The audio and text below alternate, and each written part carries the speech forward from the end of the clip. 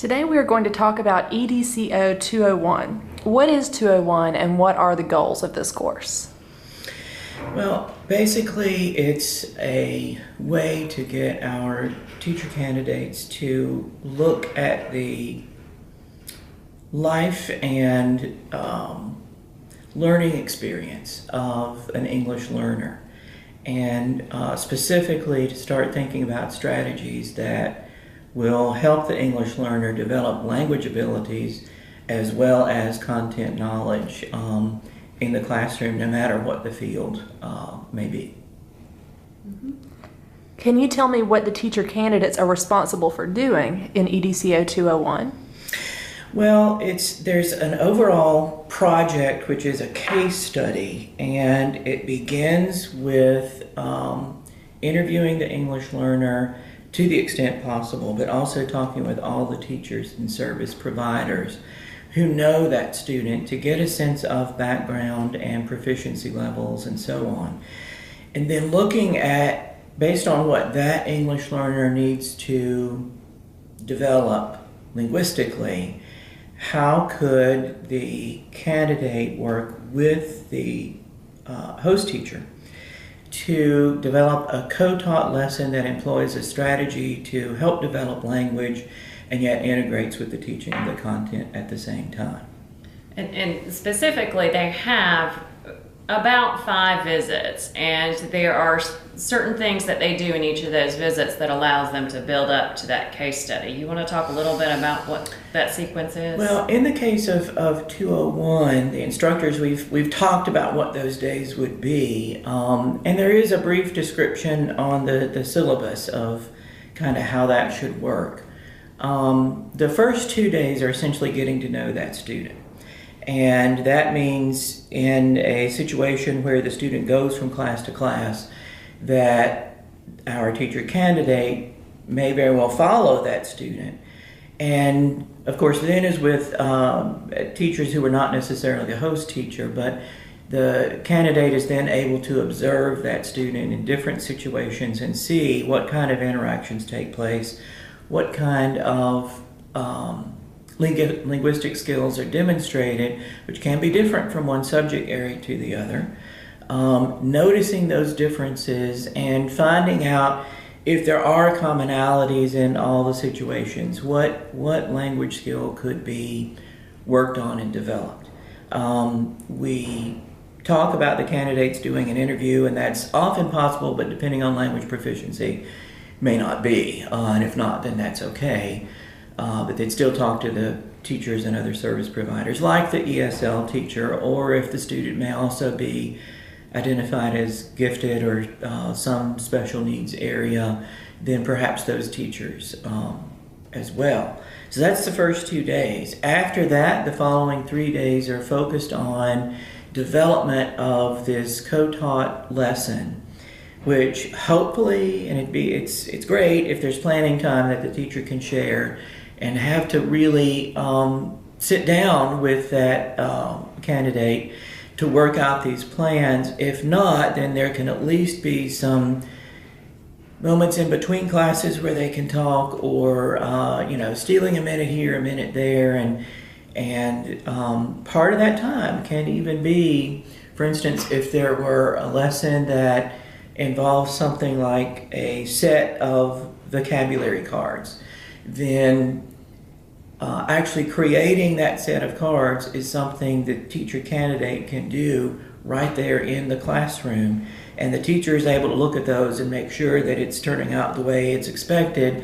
But while that's happening, the candidate can also be overhearing what's going on in class, kind of analyzing, studying the way that teacher operates so that when they are co-teaching, that arrangement works more smoothly. Yeah, and the teacher candidate should know what they are supposed to be doing while they are there, so that the host teacher can always ask, what is your goal for today? What are some things that you need to get accomplished?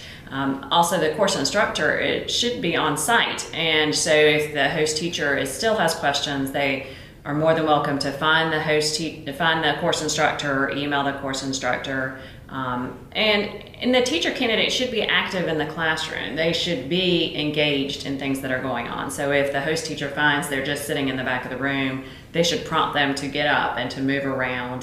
They don't have to be hovering over their identified learner. They really should be circulating and taking in the whole classroom. And actually that brings to mind a discussion we had with at least one of my groups the other day, that it is important to see, obviously, how the English language, the English learner that you're focusing on is engaging, interacting with the content material. But it's also important at this level to see how other students are interacting and engaging with the content, because at this stage there's not a lot of classroom experience. So the candidates may not realize how different that English learner's level of engagement is compared to other students in the classroom. And in different contexts, especially it can be very different in a music class than it is in an art class or in a math class. So that's an excellent experience for our teacher candidates. What are the host teacher's responsibilities?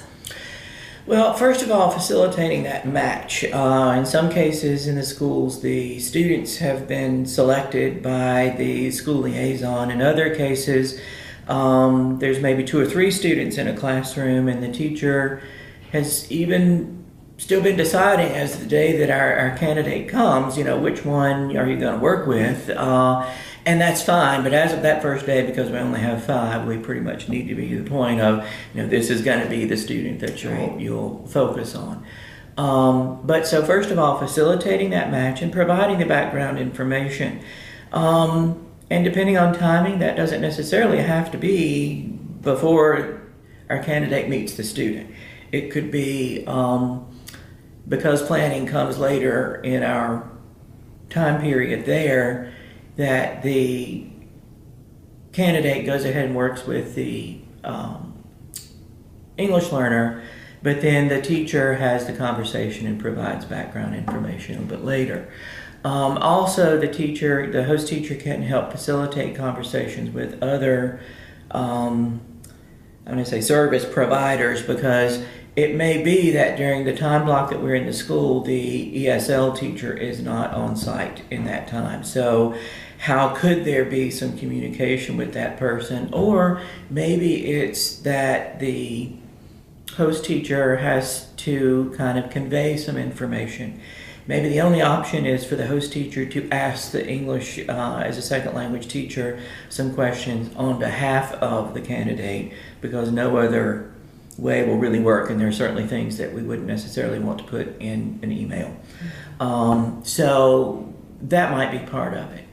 So in terms of, and maybe where interview is possible, actually setting things up in a way that student can, the candidate can either bring in a question and have a conversation here and there, or actually pull the student aside, depending on how appropriate that might be and the way the classroom is arranged and so on. After that, then it's about the co-teaching process, and then really it's whatever content the teacher is approaching in the regular schedule on the days that are targeted for planning and co-teaching, and that's basically the last 3 out of the 5. Basically developing the lesson plan. The candidates are not expected to create objectives or decide on what the content is. That's established by the host teacher in the content area. Our candidate is just selecting from an array of activities that would be appropriate for that English learner to continue developing in some language skill. And in that respect, there is a skill that we're working on, but again, the candidate is not expected to exactly develop those objectives. It is expected in the case study that there is a description of the lesson plan, and we do expect that objectives are listed there, but that's something the host teacher is going to provide.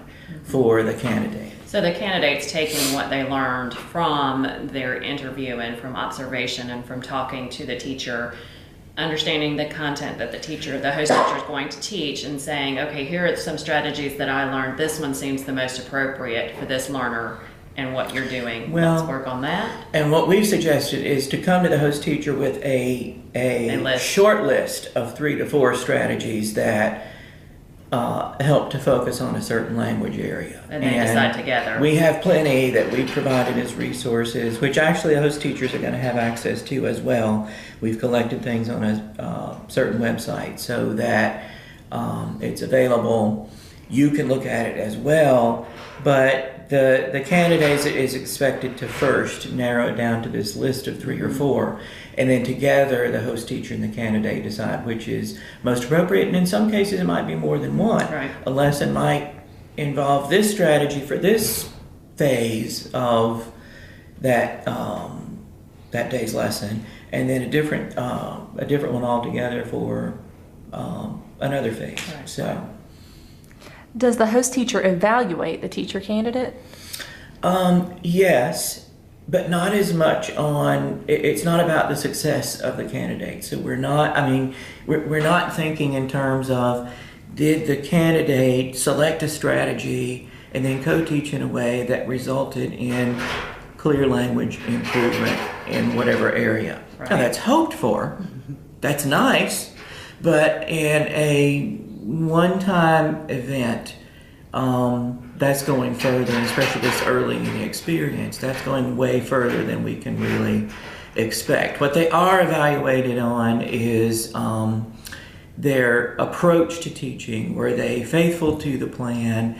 Did they cooperate, collaborate in a co-teaching fashion in the way that had been discussed when you were putting together the plan? Were materials ready, whichever ones the candidate might be responsible for, on time and in the way that they were supposed to be?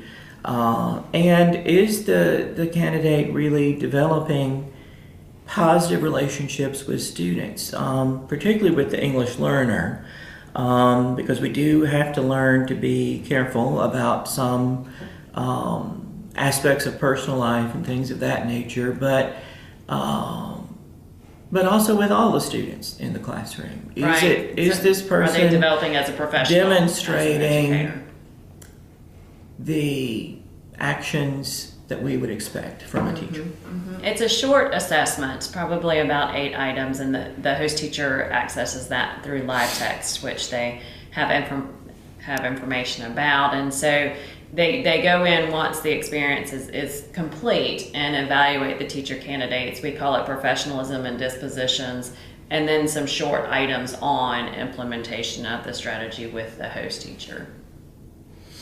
I'm going to go back for a minute because I realized it might be a little bit more clear to talk about the last 3 days of the 5 days of experience.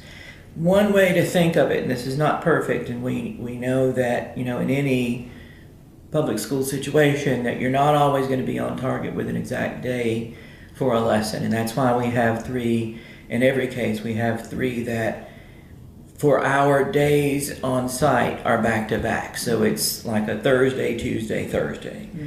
It's not every day in a row, but at least it gives us a closer span. One way to think about those 3 days is that the first day can be focused on planning, getting everything ready. The middle day is a hoped-for teaching day. Right. And then the final day, the teaching will have occurred. There'll be a little bit of debriefing, hopefully, after that between the two. The candidate will have some time to think about that. We do intend that there's some sort of assessment. It is hoped that and that's not formal, it could be any kind of formative, informal type of assessment to see the outcomes of the strategy that was employed, both content-wise and linguistically. But if, for whatever reason, time-wise or otherwise, that doesn't happen on that day, then that gives the host teacher the next day to actually do that. And then, either way, the last day that the candidate is on site, they have the opportunity to reflect some more together and actually look at the outcomes and, to some extent, the outcomes of the individual English learner as compared to some other students in the class. And I would just say for host teachers, if they have questions, do not hesitate to ask. They can email the course instructor. Again, the course instructor is more times than not at the school during the course. They can make a note, where the sign-in is or whatever they need to, but it never hurts to ask and to find out what if they have a question about what the teacher candidate should be doing or their assessment that they're doing of the teacher candidate. Great. Thank you very much.